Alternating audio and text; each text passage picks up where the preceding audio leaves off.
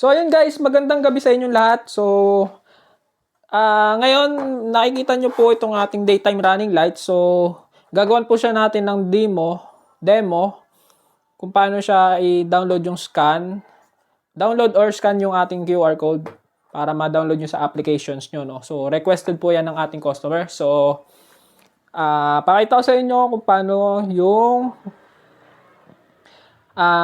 installation and paggamit ng application and paano natin siya bubuhayin through application, no? So ngayon, i-uninstall muna natin yung ating app na naka-download. So uninstall muna natin, tanggalin natin guys.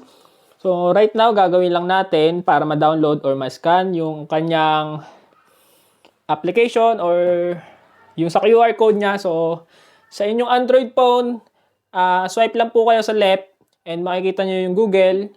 Then, select nyo lang yan. Tap nyo lang yan yung may camera dyan. So, para ma-scan natin yung QR code. So, i-scan lang natin yung QR code. So, yung QR code po guys is available sa kanyang instruction manual. Ayan. And, available din siya sa LED module niya, no? So, ang pangalan pala nung device natin is LED lamp, LED DMX. So, yon.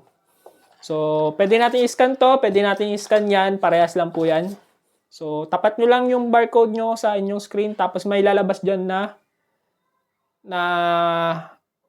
link. So, tap nyo lang yung link na yan. Automatic, malilink kayo dun sa application kung saan nyo siya i-download. So, loading. Wait lang natin. Either App Market or Play Store. So, Play Store tayo.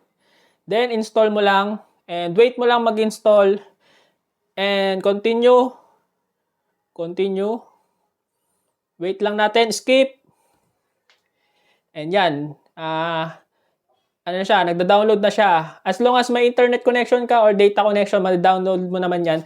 40 or 36 MB lang siya. So, sobrang maliit lang na application. Yung size ng application natin. So, pag na-install na natin sa phone, wait lang natin ma-install and makikita nyo na dyan na pwede nyo na po siyang i-open. So, mag-o-open yan. So, open natin. So, lalabas sa screen nyo ay yung ating application mismo. Pag ayaw po mag-open, swipe lang po kayo sa kung saan nyo siya, hanapin nyo lang yung application sa pinakadulo na downloaded application. Select nyo lang yon. Kung ayaw pa rin, force stop lang natin. Or nag-i-install pa po siya, no? So, wait nyo lang po guys mag-install. So, yan. So, naka-install na po yan. So, open na ulit natin. Pag ayaw ulit, nag-install pa ata, ang gawin natin ay clear data. Clear data. Okay. So, ayun. Pull down to refresh device. Pull down to refresh device. Ayan. Experience now. So, agree lang kayo dyan. Agree. Only this time. Allow. Ayan. So, yun.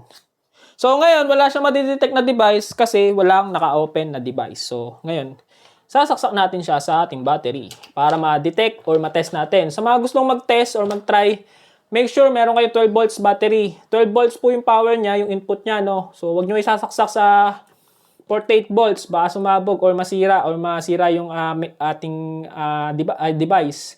So, sayang. So, ayan, lagyan natin power. Ngayon, pag di gumana to, ibig sabihin, lowbat po yung battery ko. So, may time kasi na lowbat yung battery. So, ayaw umilaw. Lowbat yung battery ko, guys. Hindi na charge. Wait lang po. Saksak natin sa power supply. Meron akong power supply, 12 volts yung ating nakaset. Huwag nyo isa-set sa lagpas 12 volts, baka masira. Dapat ay 12 volts lang po. 12 volts lang dapat guys 12 volts.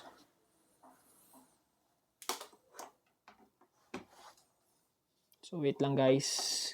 Set up ko lang yung ating power supply.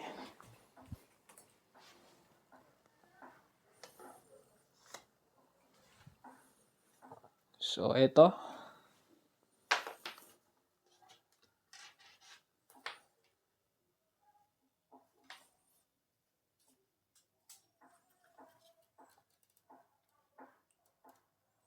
So, ganun lang po siya kadali i-download, no? I-scan nyo lang naman yung QR code.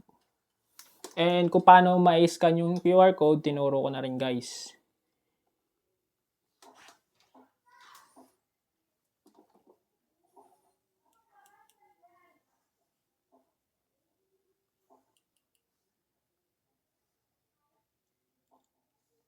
So, yan, umilaw na, guys. So, umilaw na po, ano? So, wag niyo pagdidikitin tong positive negative, ah. So, itong dilaw, another wire natin is for turn signal. Signal light po yan, left and right. So, itong demo natin ay applicable din siya sa sasakyan. Pwede po sa motor and sasakyan. Pwede nyo po siya ikabit sa motor and sasakyan. May LED, meron siyang 3M tape po dyan. Pwede po yung sa sasakyan. Pwede siyang underglow sa sasakyan. Pwede sa ating motor. So, yon. So, ngayon, refresh lang natin yung ating application. So, automatic madidetect na niya yung kanyang ating device. So, select lang natin DMX. So, scanning ulit. So, pag nag-scan na po yan, yun. So, once okay na po yan, pwede nyo na po siya i-change ng kulay. Red, green, blue, white, yellow, pink. And mga modes, 210 modes. So, yun lang guys. Sana nakatulong and yun, check out kayo sa ating TikTok shop sa ating item na ito na daytime running lights. Maraming salamat po.